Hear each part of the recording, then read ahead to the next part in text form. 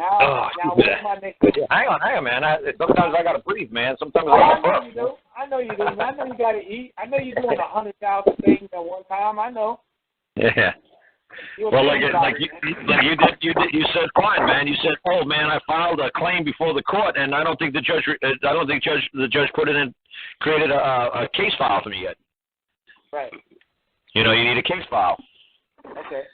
Because but like what's said though too, when he creates it, you have to give it to him that you served the other side properly. You know, you also have to. The next piece of paper is you got to show where you served the other side, that they got to appear to answer your claim. Okay. Just because you give it to him, it's like, did you make sure you gave a copy to the other side? Do they know what you're claiming? Right. Exactly. Did you do that? Did you let the other side? No, I didn't. You can't do that, man. It's ambush. Right. You got to let the other side know. Yeah, that's what we said earlier. That was the whole point. I ambushed the court, and that's what happened. So now, well, you tried to bring your court in and ambush their court. Right. Okay. So now, what do I do next, Carl?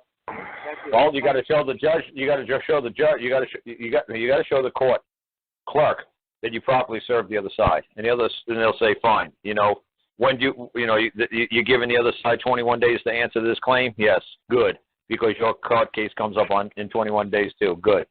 Everybody can have everything heard on the 21st day. That's lovely. Let's do this. Okay, but Dave, so when I go to the court to file a claim, they're going to charge me, and then I'm going to have to go through the whole thing again. Who's going to charge you? You said they're going to charge me for moving a claim. They're going to say, yes, I'd like to file a claim. Well, like I said, what's funny is you'd like to file a claim against their complaint. It's not a counterclaim. It's not a counter-complaint. You're filing a claim against somebody's complaint. If somebody's complaining that I've done something wrong, I'm making a claim that not only did I not do anything wrong to anybody or any man or any woman, but that these people are filing a false complaint against me and wasting my valuable resources, this court's resources, and not everybody's time. They're never going to be able to prove their complaint is true. That's basically the way you have to look at it when you're writing your stuff. You're not going to just write exactly that. That's ridiculous. You're going to have to put your situation in. You're going to say, Bob, who works for the state, is making a complaint that I did some man or some woman wrong. You say, who did I do wrong? I talk about this a billion times.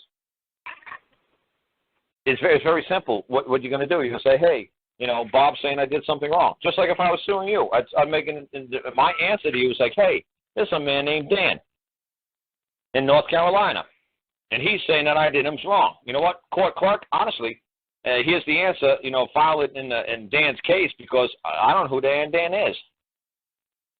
That's all you're doing. You're saying there's a man named Bob who's filed a complaint on behalf of the state of North Carolina. I don't know who the state of North Carolina is.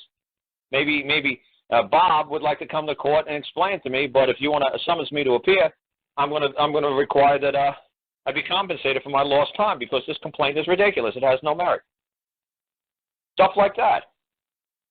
It isn't just one answer. This isn't just some silly cookie cutter thing. And like the thing that you and I were talking about is failure to show cause or probable cause. None of that silly nonsense. The cause just means case. You're saying they have no case. You don't have to say failure to, dismiss for failure to show cause. That's ridiculous. Just say they have no case.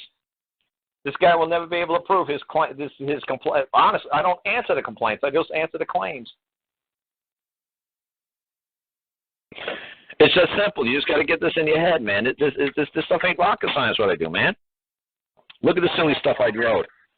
Yeah, look at the silly stuff I did. Listen to the silly people who call me up.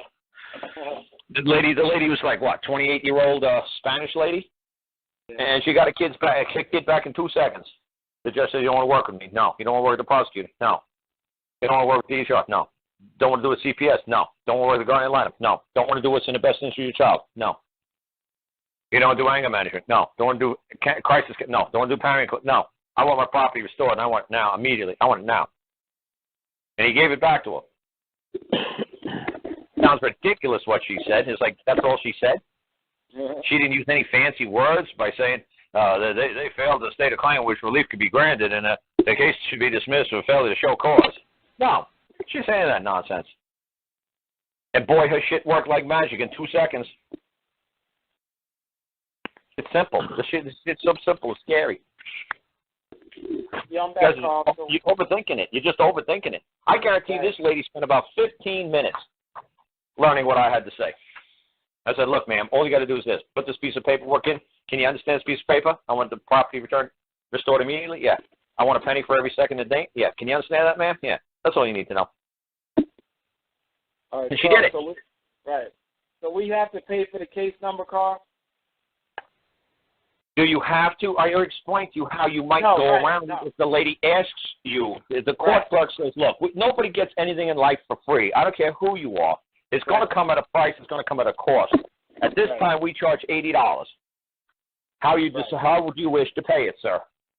Right. Well, I wish to pay it off $1 a day for the next 80 days. Right. And that's it. That's it. And if she says no, you want to go out and... I'd say $1 a year for the next 80 years. Yeah, well, you try to be reasonable. Right. you try to act like you're moving in good faith. Yeah. You're trying to be honorable and honest. Right. You want to try to sound like you're pulling a con job? Yeah, you can do that. But then the court's going to reflect it as such. The court's going to charge us at all. It doesn't matter. The court is going to look at you like you're trying to like this is a joke. And to me, this isn't a joke. Right. This is deadly. Not a joke to me either. It just annoys me. I'm sorry, Carl. Oh, no, that's all right. That's fine. That's good that somebody puts up a comment like that. That's fine. I got no problem. You did great. And now it brought to somebody's attention. Look, Carl doesn't take this as a joke. Carl doesn't say this is a game. Carl says he might say pay $1 a year for the next million years for the debt due. That's fine. If that's what you could honestly come up with, if that's what you are going to be able to do without causing any harm to you or your children, if that's the best you could do, you got to be able to swear in a stack of Bibles and say that's true. Everything that's coming out of my mouth is true. The best I could do is $1 a year for the next million years. I'm serious. That's the best.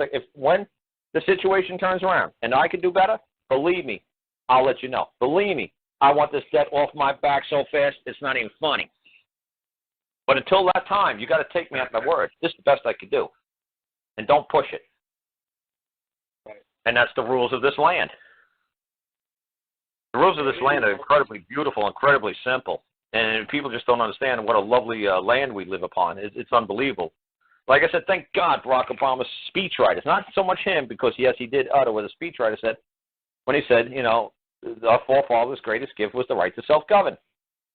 It's what you feel is the right thing to do. If you feel it's a good thing to go into court and make it a joke and say, I'm going to pay you $1 a year for the next million years for the $1 million a year, do it. But if you feel that's true in your heart, that that's the best you can do, that's what they want to see. They want to see somebody who's true and who's real. How do you feel about getting a bond? I mean, I've got like some silver eagles that I've been saving for about 3 years.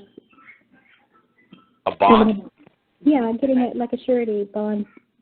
Yeah, you could put up a bond because you don't have. If you say, look, you know, if you, like I said, who did I explain it the other day? Somebody said that. I mean, I can't put up the house. Yeah, somebody.